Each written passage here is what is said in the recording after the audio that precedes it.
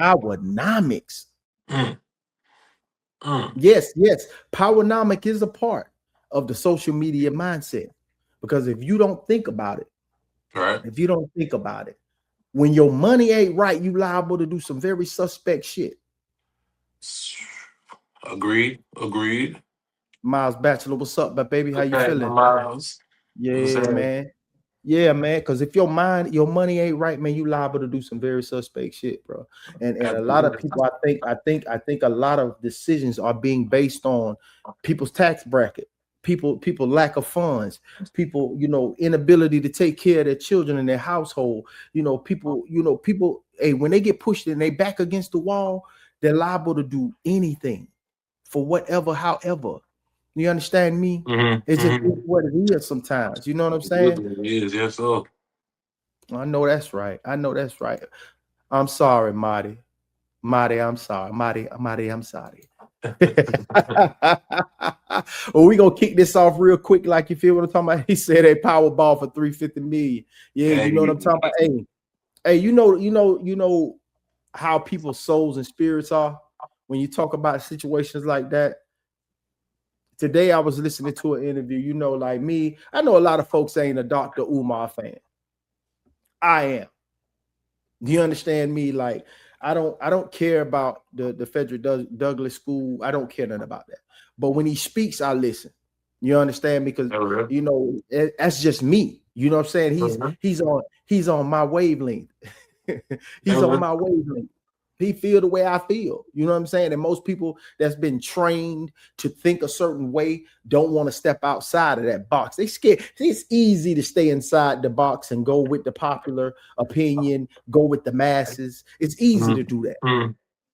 But when he speaks, I listen, because at the end of the day, he said most people are fortunate enough to be in that position to make that type of money. You are supposed to, when God has blessed you with those funds like that, you are supposed to stand in the paint for people, man. Real shit. You know what I mean? Agree. Yeah. You're supposed to be there. You're supposed to be a backbone. You're supposed to be a crutch. You're supposed to be there to help them up, man. You're supposed to be there to do that. You're supposed to uplift your people. You know what I'm saying? If not, just pick a select group of people. You know what I'm saying? Make sure your circle, if your circle is 5 to 10 deep, make sure that circle is taken care of. Make sure everyone has what they need to have. Right. You know what I'm saying? For real. He said, I was joking, LOL. The poor will play the lottery with the money they ain't got. Oh, talk about that. Hoping and wishing. They'll pay for the lottery before they pay themselves. When I always say, man, pay yourself. When I speak on that, I really mean that. Most folks don't think to do that. Once they get a set amount of funds, they don't take a portion of that set amount of funds and set it aside for themselves. They'll pay everybody else. They'll pay the electric company, the water company. They'll pay the mortgage or rent. They'll pay their car payment before they pay themselves, the one who actually put in the labor. Yeah. What sense does that make? You didn't even take care of yourself, but you took care of all these people. But you're paying all the things that have to take care of you, but you haven't taken care and paid yourself for your labor that you did. You should be your own escort. That real. I like that. Off top, you got to be your own escort, bro. You going out every day you're the entity, and you're supposed to go out there and make sure you take care of your own escort. I know that most people are in the game and they're struggling, and I understand it. Right. And I understand it. You know, and that's what we're gonna talk about today. We're gonna talk about this today. We're gonna get to it. Marty said, that's crazy. I look at the lotto like you're not taking my money. Hey, you know, it's been a little minute. I ain't gonna even lie. The last time I played the scratch off was the last time you sent me the theme song, the intro song. The first one. Oh, damn. Yeah. Talk about discipline. The last time I've gambled was probably week 7 in the NFL season. I'm over it, bro. I'm completely over it, bro. See, luckily for me, I was never a gambler. Like, I tried a couple of times. I dip and dabble, you know what I'm saying? Scratch off $20 here type shit, you know what I'm saying? But that bug never bit me to keep it going. I never been to a casino. I've never been to a casino. Word. Yeah, man. I've been to several. I've been to several. I've been to I know. I Vegas. see. I I wouldn't used to do it bust the Hard Rock up. just for the experience, but I'm not a gambler, so it never really attracted me like that. Yeah. So. Yeah, man. Yeah, man. Well, Ain't nothing worse than spending. Go ahead. I'm about to say ain't nothing worse than spending. You got about $60 and you spend $20 on a scratch off. You get nothing. Ooh, that's pressure. You get nothing. That's pressure. Pressure trying to double up and then you lose it all. Yeah. Horrible.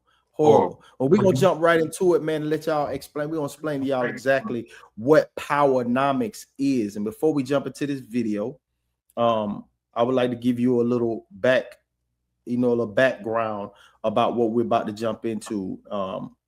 Tonight we're talking about a man whose ideals have challenged the way people are thinking about economics, ownership, and power for decades. Dr. Claude Anderson. We're gonna bring him up on the screen right now. This is Dr. Claude Anderson, and Dr. Claude Anderson is we're gonna help us tap in to what his beliefs are. And here we go. I'm finna give it to you right now. Issues. They have, and I want to disabuse you of slavery and racism are economic issues. They have, and I want to disabuse you of any misconceptions.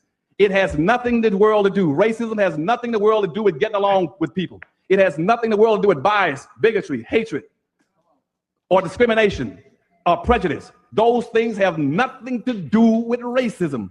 Racism is a competitive relationship between groups of people that are competing to own and control resources and wealth and power. And once they acquire a significant amount of it, they then use it against another group to enslave them, to discriminate, to shut them out, and tell them who they can marry, whether or not they can go to school, or to maldistribute the educational funds for the schooling of another child. That's what racism is. It is a competitive relationship, and it's economic based. It started out as economics in the 1500s, and by the 1700s, it switched over and became a religious issue. It became a religious issue in the 1700s as the evangelical movement moved across America. And they wanted some justification for what they were doing to black folk. Slavery and racism are economic issues. They have, and I want to disabuse you of any misconceptions. It has nothing in the world to do. Racism has nothing in the world to do with getting along with people. It has nothing in the world to do with bias, bigotry, hatred, or discrimination, or prejudice. Those things have nothing to do with racism. Racism is a competitive relationship between groups of people that are competing to own and control resources and wealth and power. And once they acquire a significant amount of it, they then use it against another group to enslave them, to discriminate, to shut them out, and tell them who they can marry, whether or not they can go to school, or to maldistribute the educational funds for the schooling of another child. That's what racism is. It is a competitive relationship, and it's economic based. It started out as economics in the 1500s, and by the 1700s, it switched over and became a religious issue. It became a religious issue in the 1700s as the evangelical movement moved across America. And they wanted some justification for what they were doing to black folk. Slavery and racism are. And there you have it, Dr. Claude Anderson. Dr. Claude Anderson is an educator, an author, a political strategist, and economic thinker, best known for developing the concept of powernomics.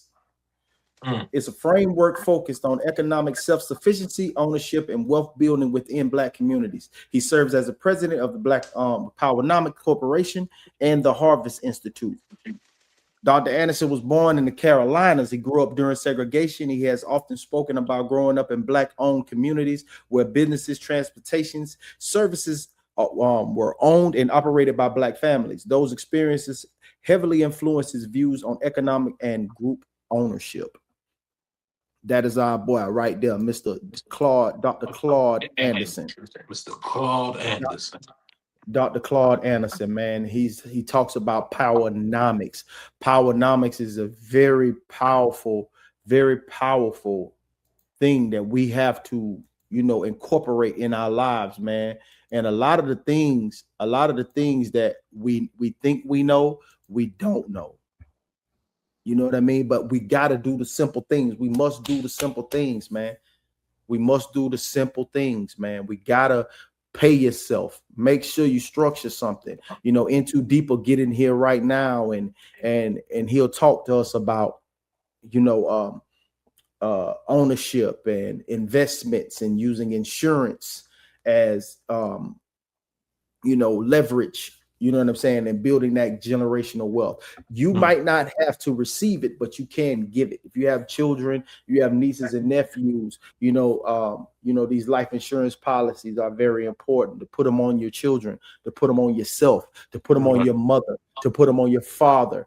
You have to do these things. You have to put them on your uncle. Like, these are family meetings in which we need to sit down and we need to have these conversations. But our Black families are so divided that we can't even sit down collectively and have these discussions on, how we do these things, how we communicate these things. They say, "Oh, you just trying to play it on my death," and right. Like, how can you begin to sit in a room full of failed nephews and failed nieces and failed uncles and tell them you're the one with the bright idea? Because most of the people that have these ideas are somewhat an alpha in their family. So if they're an alpha in their family, how can they sit down with the family and talk to them and tell them how important this is for me to put out a policy on all of y'all, just in case something happens, and then see how the money will be delegated? Right. If there's 3 children in the house, right? And the oldest child, we have one on all 3 of the children. If something happens to the oldest, then it goes and delegates down into the 2. Yeah. You know what I mean? It delegates down to the youngest 2. Then you have the mother. The mother should be covered. The youngest sister or the youngest brother should be covering the oldest, up into the uncles. So just in case something happens, we have to have a chain of command within the family. That's such a conversation that ain't really happening, though. Like you said, that family beef be keeping that shit at bay. And that's why, and the craziest thing about it, say this man speaks so much truth, but I think we have accepted struggle as normal. You best to believe it. Right. Because see, if we do sit down and have this, but at the end of the day, that's why they keep us separated. If we stay separated due to the rat race, due to the economic structure, due to everyone is not promised to do well in this. Right. In this thing called life. And most can't even afford to keep that policy with the ups and downs and the rigmaroles of life. And this, wait, hold on. This one's going to explain it. Let me give it to you. Hold on a second, y'all. I'm going to bring it up for you right now. And Blacks will be pretty much a permanent underclass in America by the year 2015. Why the year 2015? 2015 because what I've concluded from analysis is that there's going to be a converging of social factors nationally and internationally that's going to place Blacks in a permanent status of underclassship. And we anticipate by that point in time, based on all the research that's coming to us, that the next generation of whites is going to be more anti-Black than they've been since the Civil Rights Movement. 2, we anticipate by the same token about 86 million Hispanics coming into the United States and about 41 million Asians by that point in time, which is going to kick Black folk out of being the minority in the society down to a minority. We've been number 2 in the society for 400 years as a group. We're going to become number 4. And if we have not gotten anything after being number 2 for 400 years, you guess what's going to happen when we become number 4. Because at that point in time, all the new groups coming into America, they're coming in higher than we are because this country operates. You mentioned that Blacks will be pretty much a permanent underclass in America by the year 2015. Why the year 2015? 2015 because what I've concluded from analysis is that there's going to be a converging of social factors nationally and internationally First Lady. That's going to place Blacks in a permanent status of underclassship. And we anticipate by that point in time, based on all the research that's coming to us, that the next generation of whites is going to be more anti-Black than they've been since the Civil Rights Movement.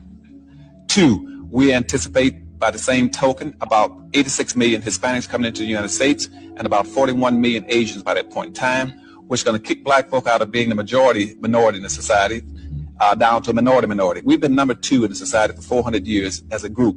We're going to become number 4. And if we have not gotten anything after being number 2 for 400 years, you guess what's going to happen when we become number 4. Because at that point in time, all the new groups coming into America, they're coming in higher than we are because this country operates. Devastating,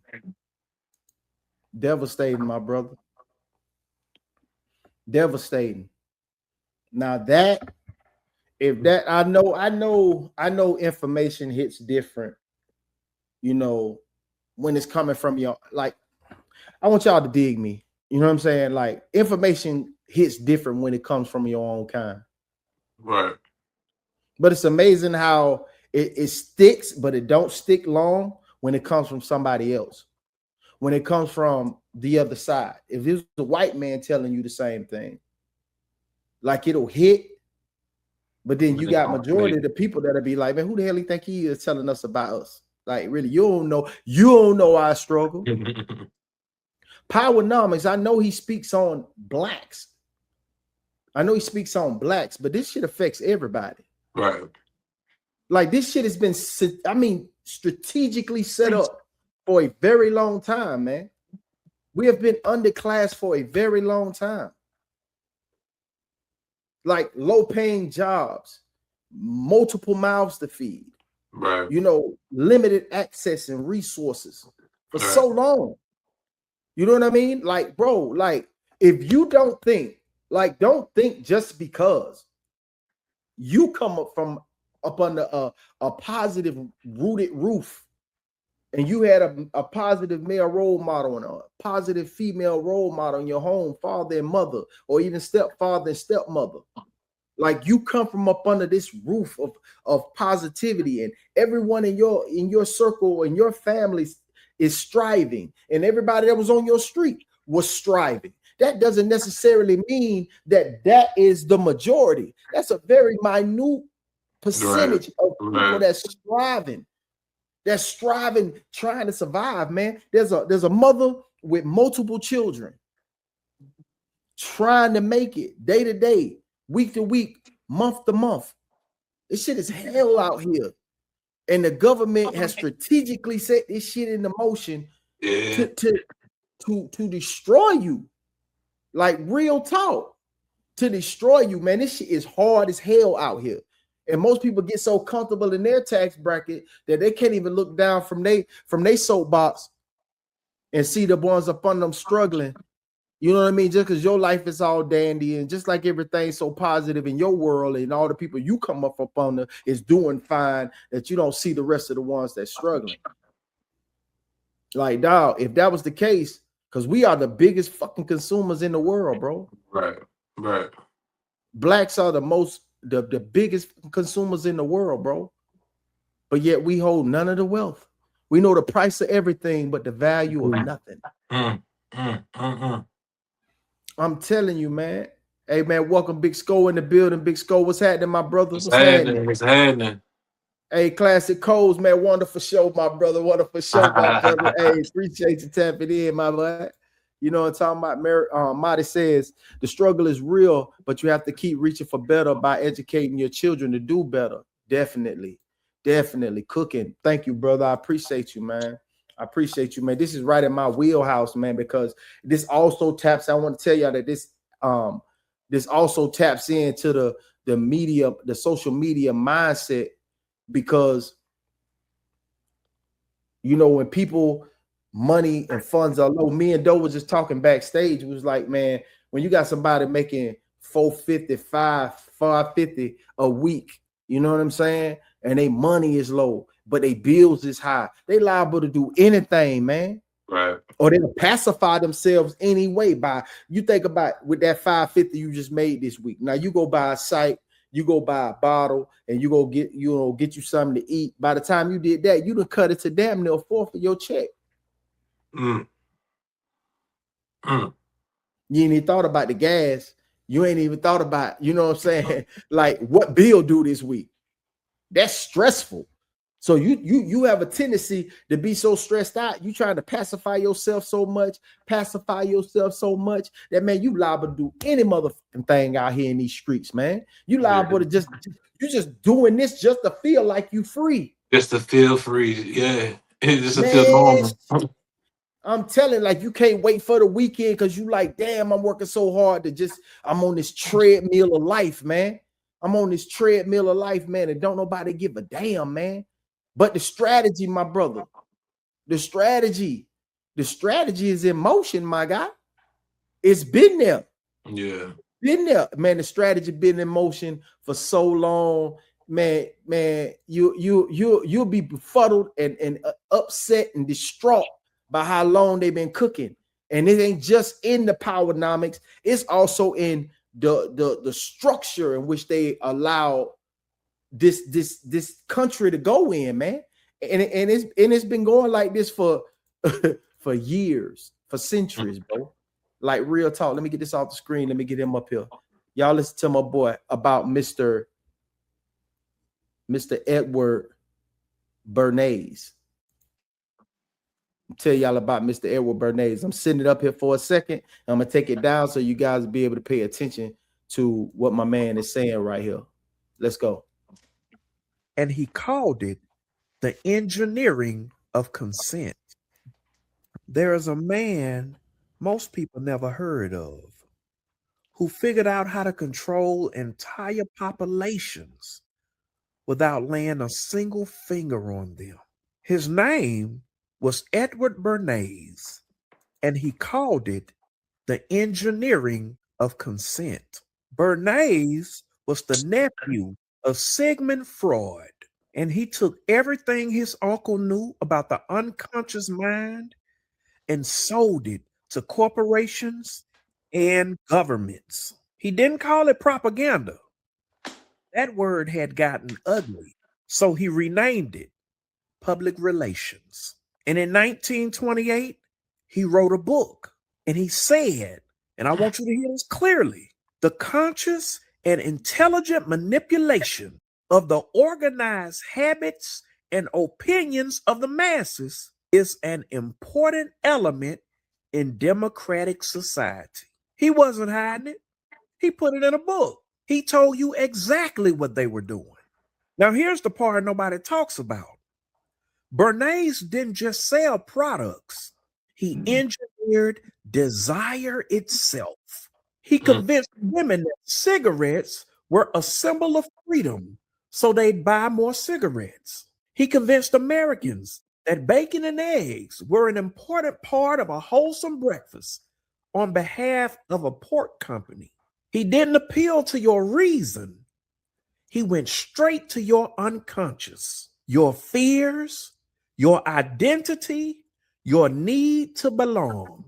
And Robert Cialdini, in Influence, broke down exactly how it works. He talked about 6 triggers that bypass your rational mind every single time, of which I'll name 3. Scarcity, make it limited so people chase it. Social proof, show everyone else is doing it and you follow. Authority, put it in a uniform or a coat, and maybe even throw doctor in front of it, and you believe it. Now I need you to sit with this question. Who has been using these triggers on us, and for what purpose? Because here's what they understood. And Dr. Claude D. Anderson wrote about this in Powernomics. A people who are organized are dangerous, and a people who are distracted are manageable. So what does manufactured distraction look like for us specifically? It looks like 2 Black artists whose beef gets wall-to-wall coverage for 6 months straight, while zoning laws quietly rewrites who can own property in our neighborhoods. Think about how much mental energy our community spent on every bar, every diss track, every response, while the legal architecture of our displacement quietly moves through city council without a single protest. It looks like the outrage cycle on social media, engineered to reset every 48 to 72 hours. So you are always reacting and never planning. Because Cialdini's urgency triggers don't just sell sneakers. It keeps communities in a permanent state of emergency, responding to the last crisis before they can build anything to prevent the next one. Dan O'Reilly, in Predictably Irrational, proved that human beings don't make decisions based on absolute value. We make decisions based on comparison. Whatever they put in front of us, we measure against that.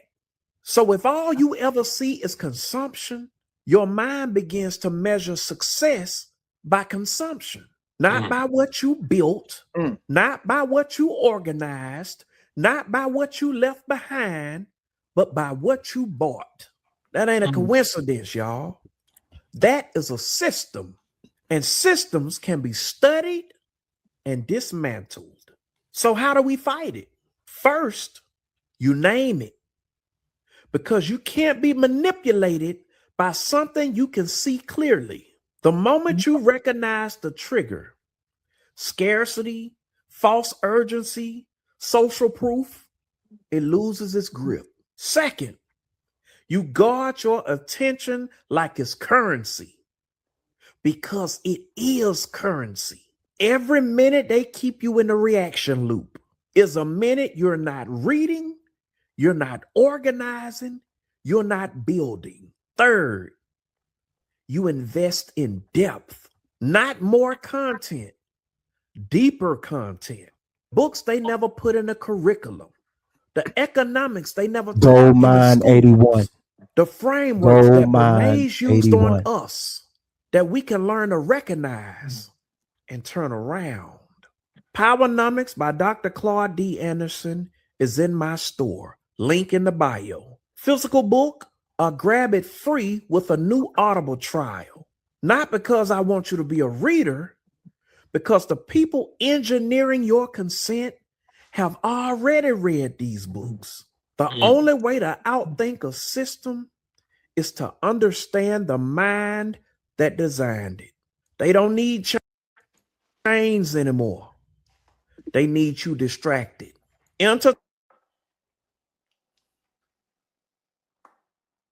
Whew. My brother.